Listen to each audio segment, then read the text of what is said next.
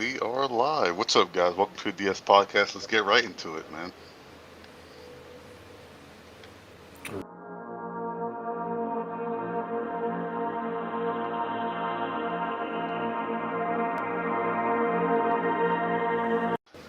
What's up, guys, man? Back again with another video, man. Right now, we actually have a special guest here. Sam, do you mind introducing yourself, bro?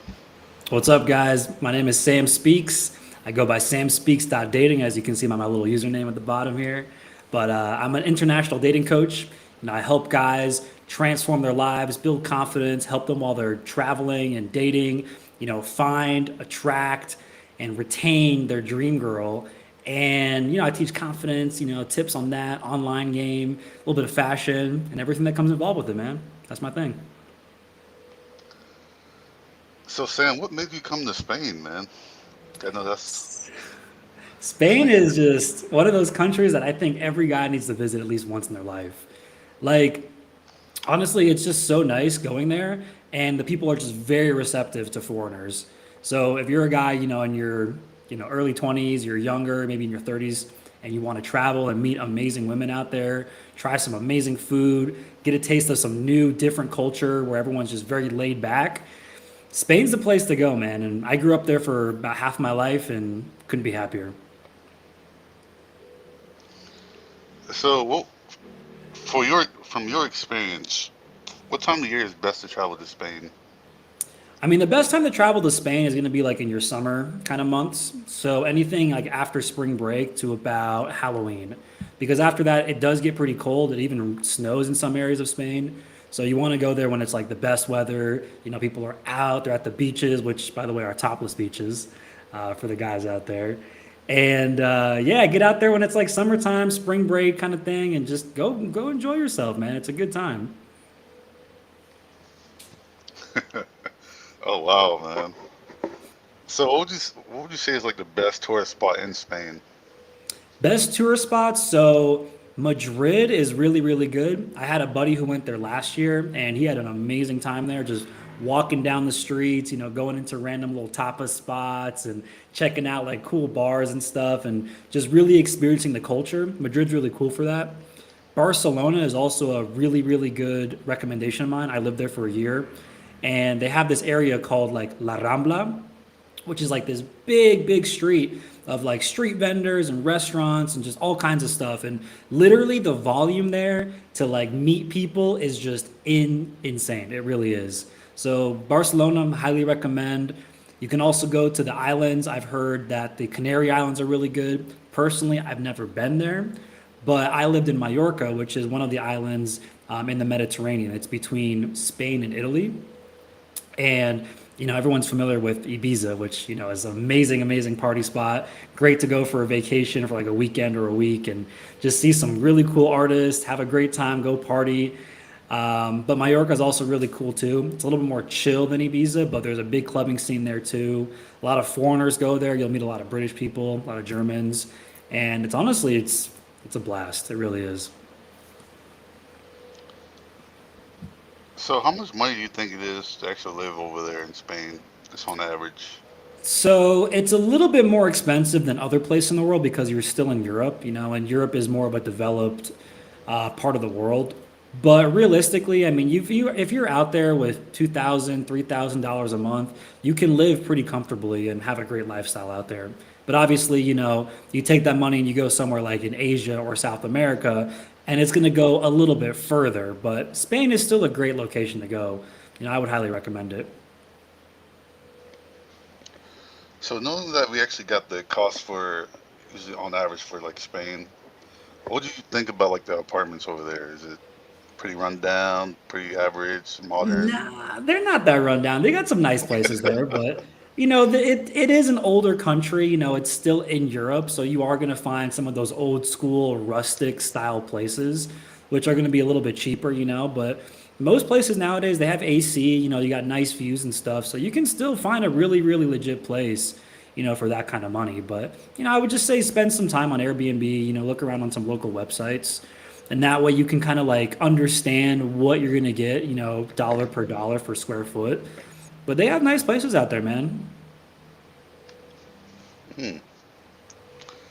So I guess now that we actually covered the apartments, how about the public transportation? Do they still use Uber over there, or? So they actually do use Uber, but for the most part, when I was there, a lot of people just use public transportation, and it's honestly it's pretty nice.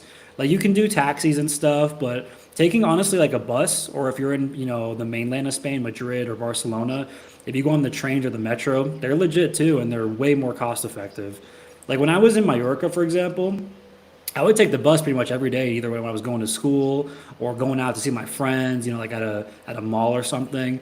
And the bus rides were literally like $1 or €1, so it's pretty cheap. Oh wow, that's it. Yeah, it's cheap, man. It's not as crazy as some people think it is. Hmm. So I'm guessing Uber will probably be like more expensive over there. Yeah, it's just the thing is about Uber, like when I was there, they didn't have Uber at the time. So I can't tell you what the prices are for Uber, unfortunately, but I was just doing the public transportation thing, and honestly, it's pretty legit. Man, so what's like the everyday food choices over there in Spain? The what now? Everyday food choices that people go for? Food choices. So the food in Spain is like it's pretty legit because it's not as processed as it is in the States. Like you're getting like authentic ingredients and the food just tastes really, really good over there. But I mean, you can go to restaurants. I mean, they have like burgers and sushi and pizza just like they have in the States. But if you want like traditional stuff, when I was in the Mediterranean, they have a dish called paella, which you might be familiar with it. It's a rice dish. They'll throw in a little bit of chicken, some seafood, some mussels, some fish in there, shrimp.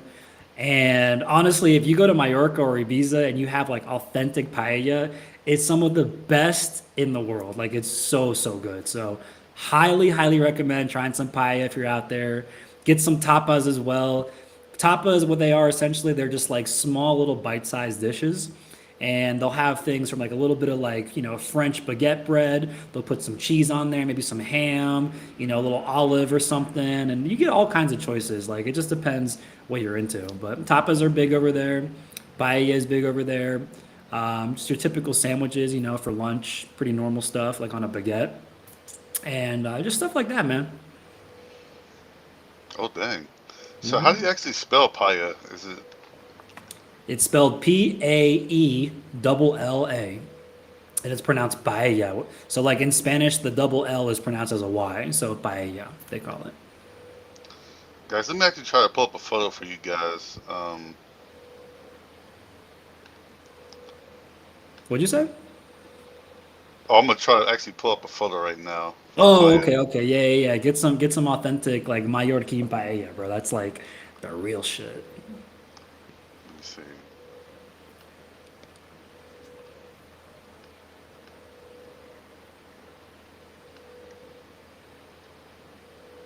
Yeah, there you go. That's some real ass paella right there. Got the Okay, so mussels in there, the little tomato okay. sauce, the rice, bunch of seasoning. Yep. Oh wow, that does look good. Yeah. No, it's busted. Honestly, it's really good. And there you have it, guys. That's what it looks like, man. Get you some paella if you go to Spain, man. Like that's one thing you have to do. Like get you some paella. Man, so what's like how's the health and fitness over there in Spain? Is it Health and fitness, used? dude, people are in great shape over there. I mean, it's Europe for the most part.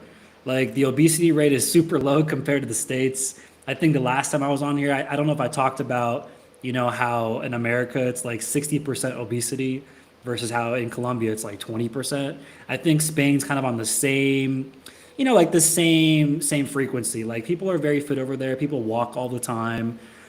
So the obesity thing, you're not really going to see it much in Europe.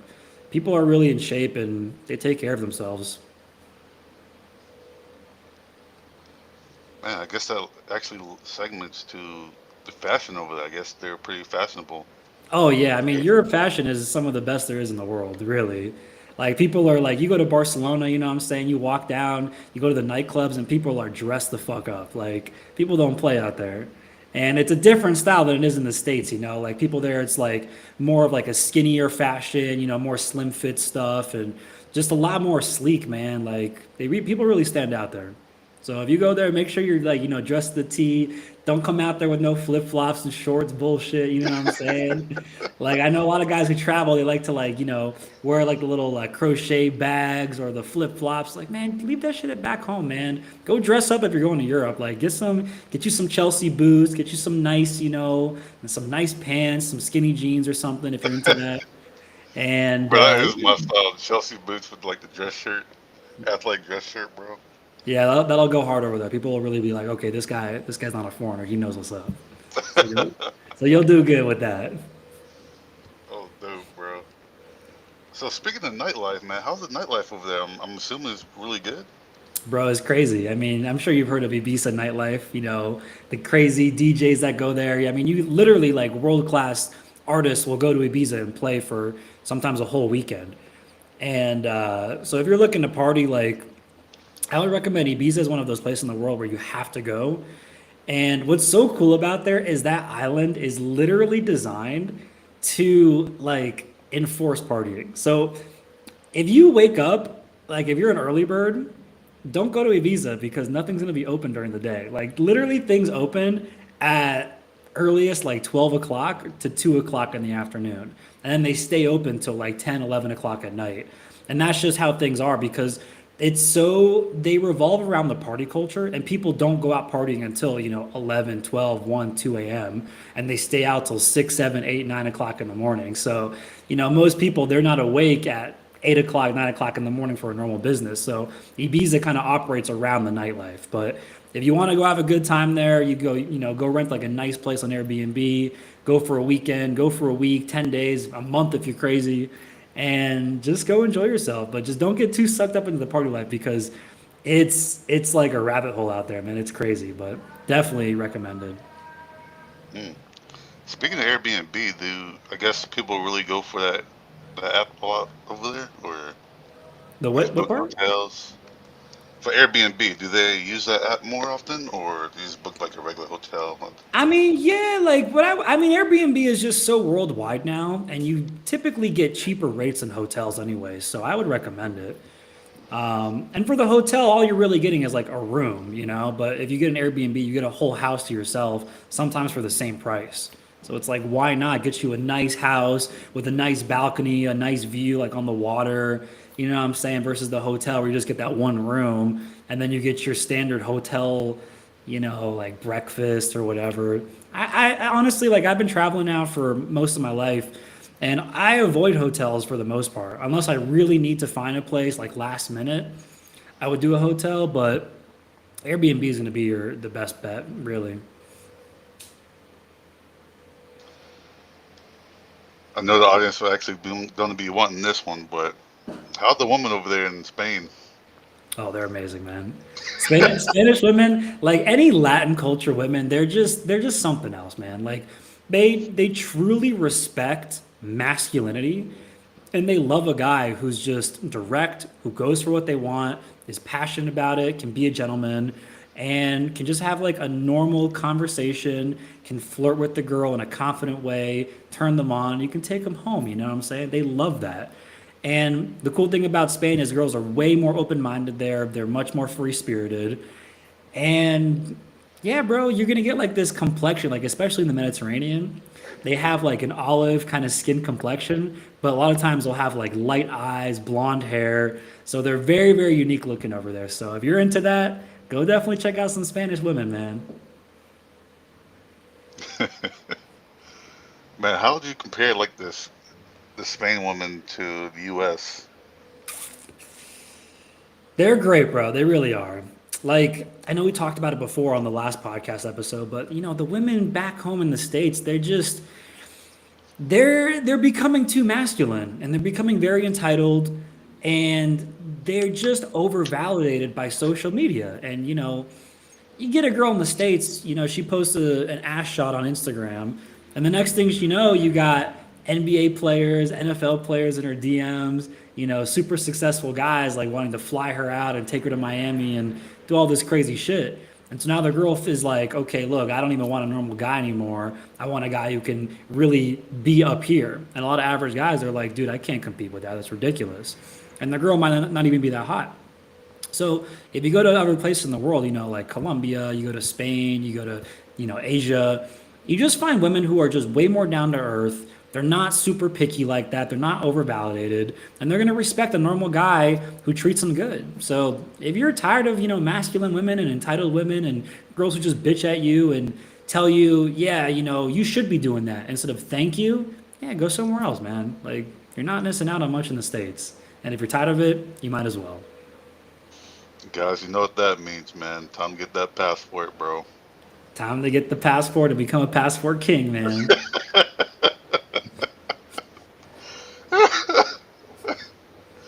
Yo, you guys know what to do, man. You gotta level up, become the best version of yourself, bro.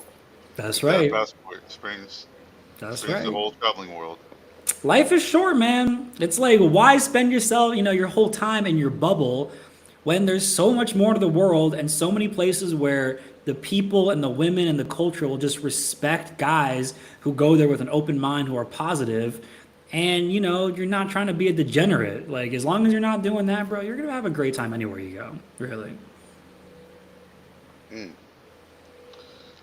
And so, Sam, in Spain, what would you say is like the best places to actually meet these type of women?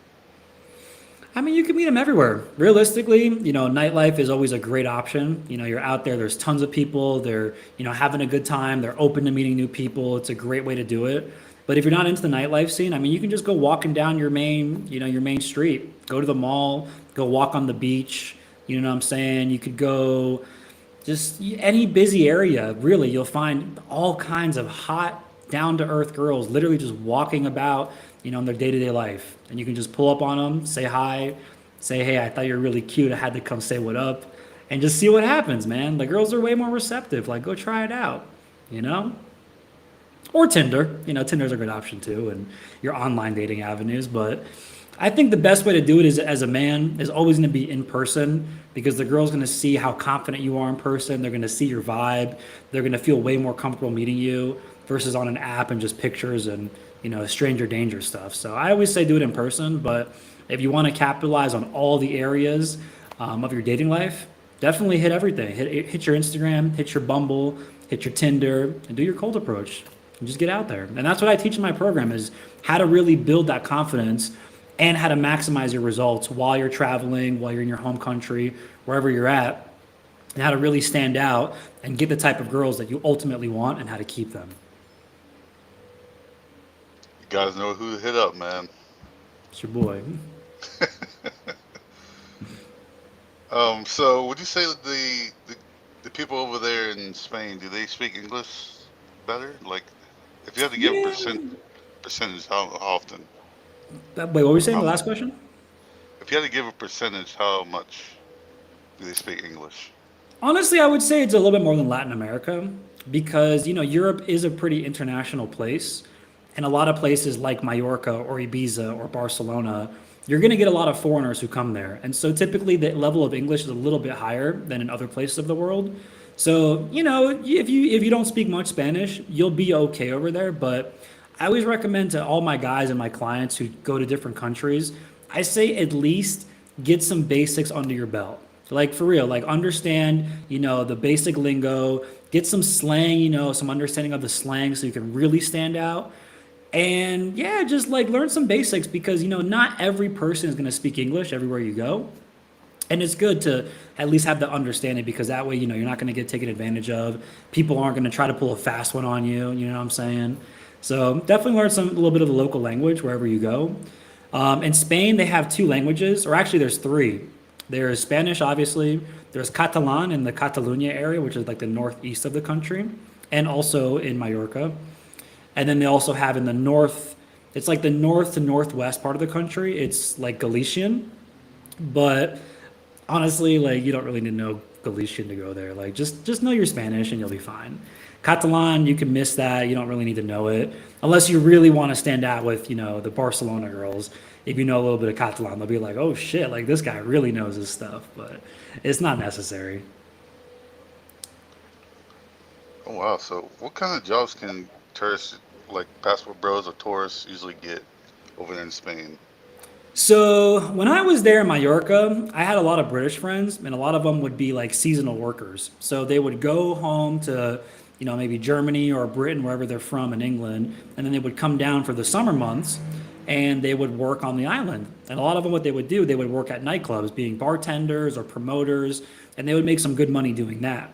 But if you don't want to get involved in the nightlife like that, honestly, just if you have an online job, and this is what I recommend all my clients before they go to any foreign country, is obviously get your passport, but make sure that you have a source of income that's location independent. And I always tell guys, like, look, if you can make $100 a day consistently online, you can go pretty much anywhere in the world and live very comfortably. Maybe not places like Dubai or, Germany and stuff like that, where, or the US, where, things are very cost inefficient. But in places like Spain and Asia and South America, like definitely $100 a day if you're making that in US dollars, you'll get along very, very well. You live very comfortably. And I see a lot of guys now, they're getting into like the cybersecurity field, being coders online, maybe high ticket sales, closing jobs. Those are all great options right there. Or copywriting is really good, I've heard as well. And those right there will make you a ton of money. You don't have to be anywhere is in particular in the world. And you can make your money and just live comfortably and just live your life, man. So do something along those lines for sure.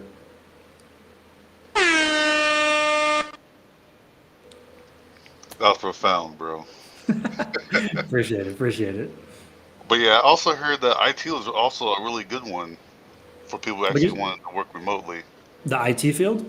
The cloud, yeah. I heard Yep. that was really Anything in the good. IT field, you're going to be good. I mean, realistically, that's what I was doing before I got fired last year. Is because I've been a coach now for almost a year, but I've been doing this on my journey for the last 7 years. So I have a lot of experience. But last 3 years, I was working, just as an IT drone, just doing, data entry, just working online, working remote, and that was perfectly enough, more than enough money to live comfortably in South America. And in Spain, it would probably be the same as well. Like you could do IT as well, man. So there's a lot of options out there, but obviously if you're not happy with just like, entry level work or making 50, 60, 70K, like go for the high end. Go make your six figures, man. Go be a cybersecurity guy, go be a high ticket closer, learn some sales skills, and bro, you'll live fucking great, you'll be set. Live like a king, man. That's right. Be a passport king, baby. So, have you had any experiences with any rich people over there in Spain? Yeah, actually, a lot of my friends growing up, they were super, super wealthy. A lot of their parents, they had like huge businesses. I was just talking to one of my buddies the other day about this, and one of our mutual friends, I completely forgot, but his parents are one of the owners of one of the wealthiest hotel chains in the world, which is called the Ryu Hotels. And I mean, these people are worth over $1 billion. Like, so there's some very wealthy people that I used to hang out with, and some of their places they used to live at, some of their mansions were actually insane. I remember growing up, there was one guy that I knew, what was in one of my classes, and his parents, they owned this house that was like 3 stories, and they literally had like an elevator that went from their garage where they had their Porsches and all that, all the way to their second living room floor, all the way to like the penthouse basically of their place. It was nuts. So there's a lot of money out there, and people live very comfortably. Oh, wow. I was always curious on what the mansions over there in Spain looks like. Yeah, I mean they're very unique. It's more like villa style. Like people have like these big acres with lots of land. A lot of places for like their dogs to run around sometimes if they have that, or these big like crazy driveways so they can flex their cars and do whatever they want. And it's really just about like just living comfortably, like just at these villas. So you see a lot of villas out there for sure. So, would you say there's any negative traits that people have in Spain? Negative traits. I mean, there is a little bit of xenophobia out there. There are people who are against foreigners, but that's going to be anywhere you go. You are going to find a little bit of that. But outside of that, I can't really remember anything being really bad. Actually, I would say the one thing about Spain that might be a little bit of a downside is they have a big siesta culture. So literally any day of the week, and also Sundays too. So any day during the week, if you want to go to a bank, or you want to go to any place of business, any store, a lot of places they close between 2 and 4 o'clock in the middle of the day. And they just say, all right, guys, it's siesta time. We're closing the shop down. And they literally just shut down for a couple hours. It's the weirdest thing ever. But that's just their culture. They're more laid back there. And so sometimes things doesn't, they don't get done as fast as you would expect them to. So be aware of the siesta time in Spain. And also on Sundays, most businesses shut down on Sundays. Like nothing is open. So just keep that in mind as well. That could be like the only downside, I would say. Wow, so it's like another Chick-fil-A. Yeah, if you're used to how Chick-fil-A is, how they close on Sundays, think of the whole country just shutting down for a whole day, basically. So it's like, good luck, go get everything done Saturday or Friday, and just chill out Sunday and just hang out with your friends or go to the beach or, go have a good time. Man, so would you say like Saturdays are going to be really busy? Saturdays are one of the busiest days in Spain for sure. A lot of people go out, to the malls, they go out walking, go out to the city centers, go shopping, go to the beach, and then go party at night. And then Sunday's like your chill out day, supposed to go to church and all that if you're religious. But yeah, it's more of a chill day for Sunday. And then Saturday's like your busy weekend day for sure. So would you say there's any dangers to be aware of in Spain as well? I mean, look, it's dangerous like anywhere else in the world. There's gonna be your pickpockets and big crowds and in the big cities and stuff. You're gonna have your locals, trying to take advantage of the foreign guys who come out there. But as long as you're not running around, with your pockets open with no zippers, you're flashing, your crazy accessories or your flashy jewelry, and your phone's out in public, like you'll be okay everywhere you go. Just obviously, keep your head on a swivel. Just make sure you're going, in normal places. You're not going off the beaten path, and you're ended up in sketchy neighborhoods and stuff. And you'll be fine, really. It just, I think, as you travel more and you get more experience in the world, you'll start to understand like what to look out for. And if you're armed with the right knowledge, nothing's really going to happen to you. You'll be fine. Oh, that was some good advice, man. Appreciate it. Appreciate it. So what's the religion like there? Who do they serve? So it's more of a Catholic country, I would say. I'm not really a religious person myself, but from when I was there, they're more Catholic based, more Christian. They're pretty into that, and they have a lot of holidays too. So that's a benefit of if you decide to work there, and you get a lot of holidays off and stuff, which is nice. Yeah, that makes sense. 'Cause I was actually told there was like a lot of like Christians over there as well, Hmm. so it made sense. Yeah, Okay. it's a pretty religious country.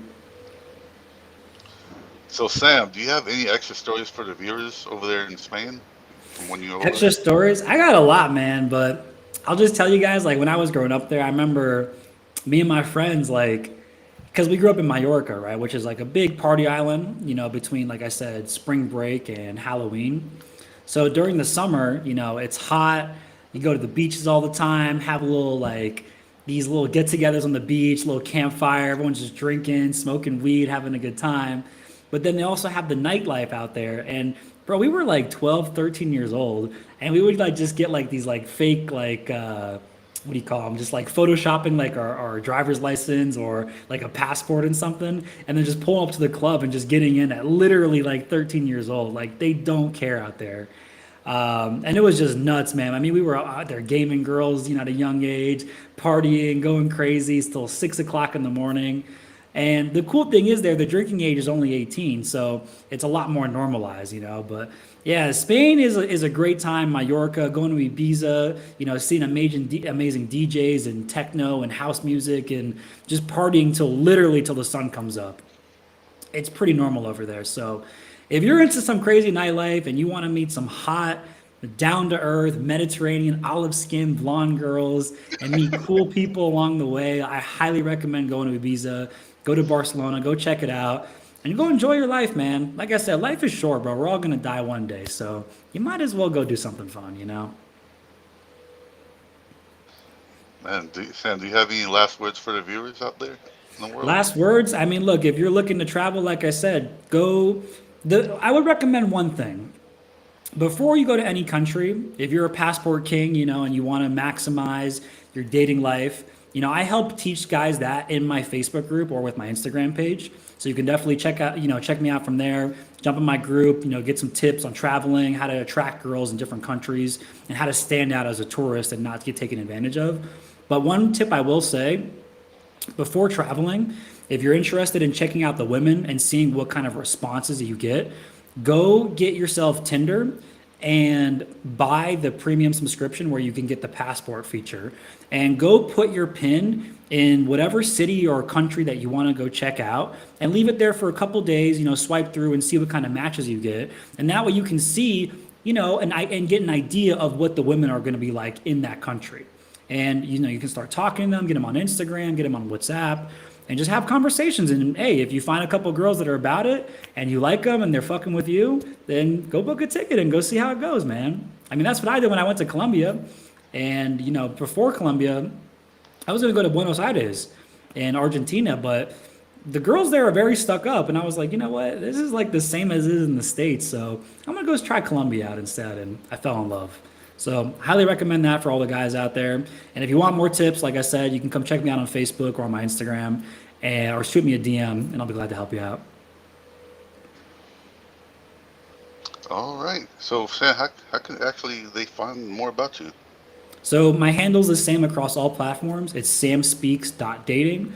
You can find me on Facebook, Instagram, TikTok, and I have a group. It's called Men on the Move, which is location-based dating, where I help guys, with their dating life and self-development, and so they can grow, get more confidence, finding, dating, and retaining their dream girl. And I teach guys how to do this in my program. So if you guys want to get more info, come check me out. Samspeaks.dating. That's my handle.